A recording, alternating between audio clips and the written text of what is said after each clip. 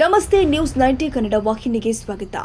ಬೆಳಗಾವಿ ಜಿಲ್ಲೆ ಸವದತ್ತಿ ನಗರದಲ್ಲಿ ಸವದತ್ತಿ ತಾಲೂಕು ದಲಿತ ಒಕ್ಕೂಟ ಸಂವಿಧಾನ ಶಿಲ್ಪಿ ಡಾಕ್ಟರ್ ಬಿಆರ್ ಅಂಬೇಡ್ಕರ್ ಅವರ ಕುರಿತು ಹಗಲು ಹಾಗೂ ಸ್ವಚ್ಛವಾದ ಹೇಳಿಕೆ ಕೊಟ್ಟ ಕೇಂದ್ರ ಸರ್ಕಾರದ ಸಚಿವ ಅಮಿತ್ ಶಾ ವಿರುದ್ಧ ಬೃಹತ್ ಪ್ರತಿಭಟನೆ ಮೂಲಕ ಸವದತ್ತಿ ತಹಸೀಲ್ದಾರ್ಗೆ ಮನವಿ ಸಲ್ಲಿಸಿದರು.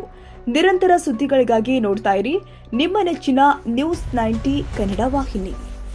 ಸಂಸತ್ತಿನಲ್ಲಿ ಭಾರತ ರತ್ನ ಭಾಗ್ಯವಿದಾತ ಆಧುನಿಕ ಭಾರತದ ಪಿತಾಮಹ ಸಂವಿಧಾನ ಶಿಲ್ಪಿ ಡಾಕ್ಟರ್ ಬಾಬಾ ಸಾಹೇಬ್ ಅಂಬೇಡ್ಕರ್ ಅವರ ಕುರಿತು ಅವಹೇಳನಕಾರಿಯಾಗಿ ಮಾತನಾಡುತ್ತಾ ಈ ಮೂಲಕ ಭಾರತ ಬಹುಜನರ ಭಾವನೆಗಳಿಗೆ ಧಕ್ಕೆ ತಂದಿದ್ದಾರೆ.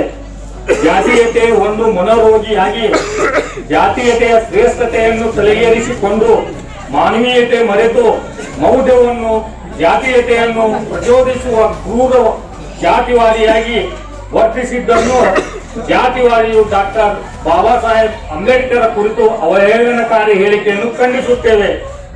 ಮಾನ್ಯ ಭಾರತದ ಪ್ರಧಾನಮಂತ್ರಿಗಳು ಅಮಿತ್ ಶಾ ಅವರನ್ನು ಗೃಹ ಖಾತೆಯಿಂದ ಕೂಡಲೇ ರಾಜೀನಾಮೆ ಪಡೆದು ತಾಲೂಕಾ ಘಟಕ ಸವದತ್ತಿ ಹಾಗೂ ಅದೇ ರೀತಿಯಾಗಿ ವಿವಿಧ ದಲಿತ ಸಂಘಟನೆಗಳ ಜಂಟಿ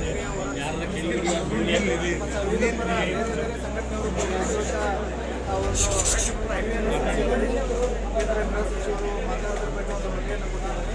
ಆ ಮನವಿಯನ್ನು ಸ್ವೀಕಾರ ಮಾಡಿ ಸನ್ಮಾನ್ಯ ಜಿಲ್ಲಾಧಿಕಾರಿಗಳ ಮೂಲಕ ಸರ್ಕಾರಕ್ಕೆ ಎಲ್ಲ ನನ್ನ ಅಣ್ಣ ತಮ್ಮಂದಿರು ಅಕ್ಕ ತಂಗಿಯರು ಇವತ್ತಿನ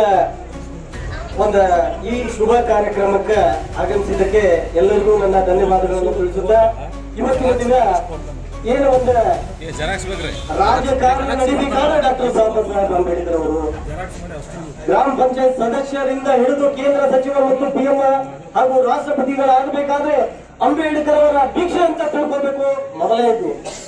ಅದಕ್ಕಾಗಿ ಇವತ್ತಿನ ದಿನ ಎಲ್ಲ ಬಂದ SDA ದಿಂದ ಹಿಡಿದು IPS KS ಹಾಗೂ SDA FDA DT ತಹಸೀಲ್ದಾರ್ ಆಗ್ಬೇಕಾದ್ರೆ ಡಾಕ್ಟರ್ ಬಾಬಾ ಸಾಹೇಬ್ ಅಂಬೇಡ್ಕರ್ ಅವರ ಒಂದು ಭಿಕ್ಷೆ ಅಂತ ತಿಳ್ಕೊಂಡು ದಯವಿಟ್ಟು ಅಂತ ಬಂದ ಮಹಾನ್ ನಾಯಕ ಭಾರತ ರತ್ನ ಸಂವಿಧಾನ ಶಿಲ್ಪಿ ಅಂತವರ ಬಗ್ಗೆ ಅವಹೇಳನಕಾರಿಯಾಗಿ ಮಾತನಾಡುವುದು ಬಹಳ ತಪ್ಪಾಗತ್ತೆ.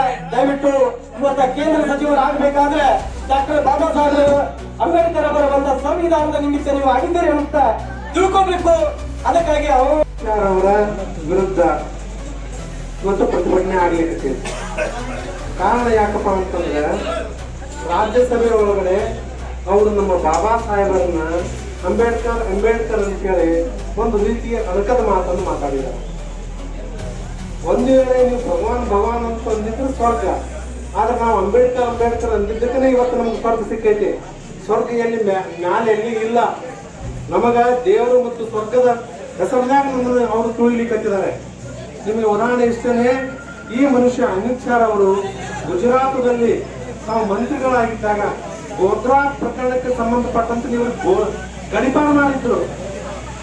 ಗಡಿಪಾರ ಅಂತ ವ್ಯಕ್ತಿ ಇವತ್ತು ನಮ್ಮ ದೇಶದ ಗೃಹ ಮಂತ್ರಿಯಾಗಿ ಇವತ್ತು ನಮ್ಮ ಮುಖಂಡರನ್ನ, ಅದು ನಮ್ಮ ಸಂವಿಧಾನ ಶಿಲ್ಪಿ, ನಮ್ಮ ದೇವರವರು, ದೇವರಕ್ಕಿಂತ ಸವದತ್ಯಾಗ RSS ಹುಟ್ಟು ಹಾಕಿದವ್ರು ನಾವು. BH ಪಾಟೀಲ್ರು, ಜಯಸಿಂಗ್ ರಾಜಪೂತರು ನಮ್ಮ ಗುರುಗಳು. ಇದ್ರ ಕ್ರಮೇಣ ಇದ್ರ ಗುಣಗಳನ್ನು ತಿಳ್ಕೊಂಡು ಹೊರಗೆ ಬಂದವ್ರು ನಾವು. ಅದನ್ನ ಯಾಕೆ ಬಿಟ್ಟು ಹೊರಗೆ ಬಂದಿವ ಅಂದ್ರ ಅವ್ರ ಮನಸ್ಥಿತಿ ಏನೈತೆ ಅನ್ನೋದನ್ನ ನಮ್ಮ ಹಿರಿಯರು ಹೇಳಿರು, ನಾವು ಅರ್ಥ ಮಾಡ್ಕೊಂಡಿವಿ. ಈಗ ಭಾಗವತ್ ಹೇಳ್ತಾನೆ ಕೇಳಿರ್ಲೋ, ಮೋಹನ್ ಭಾಗವತ್ ಅವರು ಇಲೆಕ್ಷನ್ ಸಮೀಪ ಬಂದಾಗ ಒಂದು ಸ್ಟೇಟ್ಮೆಂಟ್ ಬೇರೆ ಇರ್ತದೆ. ಈಗ ಮಾನ್ಯ ಹೇಳ್ತಾರ ಭಾಗವತ್ ಅವ್ರ, ಯಾವುದೇ ಮಸೂತಿ ಸರ್ವೆ ಮಾಡಬೇಡ್ರಿ ಅಂತ. ಮೆಜಾರಿಟಿ ಬಂದಿಲ್ಲ, ಅದಕ್ಕ ಹಾರ್ ಹೇಳ್ಕೊಂಡು ಹೋಗ್ಬೇಡ್ರಿ, ಅವಕ್ಕೆಲ್ಲ ಕೈ ಹಚ್ಚಬೇಡ್ರಿ ಅಂತ ಸಂದೇಶ. ನಮ್ಮ ಸಮಾಜ ಯಾಕೆ ಇಷ್ಟು ದೊಡ್ಡಾಗೈತೆ ಅಂತ ತಿಳಿಯೋದು. ಒಬ್ಬ MP ಪ್ರತಿಭಟನೆ ಇಲ್ಲ. ಪ್ರತಿ ತಾಲೂಕಿನಾಗ ನಾವು ದೊಡ್ಡರನ್ನವ್ರು ಮಾಡಾಕತ್ತೇವಿ, ಇವ್ರು ನಮ್ಮನ್ನ ಹಾಳಾಕ್ ಹೋದವ್ರಿಗೆ ಏನ್ ಬ್ಯಾನಿಗಿದ್ದತೆ ಅಂತ ಯಾಕೆ ಇದ್ರ ಬಗ್ಗೆ ಅವ್ರ ದನಿ ಹತ್ತುವರು.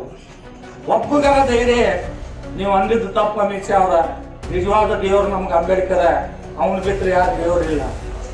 ನಾವು ಇರ್ದಿದ್ರೆ ಇವ್ರು ಯಾರು ಇರ್ತಿದ್ದಿಲ್ಲ ಪಾರ್ಲಿಮೆಂಟ್ ಒಳಗೆ, ಸಾಧ್ಯನೇ ಇಲ್ಲ. ಮೂರಿ ಯಾಕೆ ಚಂದಾಗ ಚಾ ಮಾಡ್ತಿದ್ದು, ಎಲ್ಲಿ ಇರ್ತಿದ್ದು ಅಮಿತ್ ಶಾ, ಎಲ್ಲಿ ಇರ್ತಿದ್ದೋ ದೇವ್ರಿಗೂ.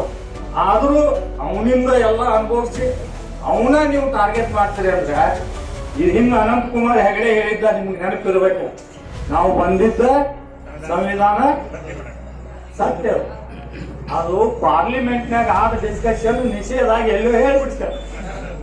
ಅದಕ್ಕೆ ಅದನ್ನ ಮೂಲ ಗುಂಪು ಮಾಡಿದ್ರ ಅವ್ರ ಅಜೆಂಡಾನ ಅದ ಬಿಜೆಪಿದ. ನೀವು ಹಿಂಗ ಬಿಟ್ರೆ ಅವ್ರು ಅದನ್ನ ಮಾಡೋರ್ನ ಎಲ್ಲಿವರೆಗೂ ನಮ್ಮ ದಲಿತ ರಾಜಕಾರಣಿಗಳು ಜಾಗೃತ ಆಗೋದಿಲ್ಲ. ನೀವು ನಮ್ಮಂತವ್ ಮಾಡಿದ್ದು ನಾಲ್ಕನೇ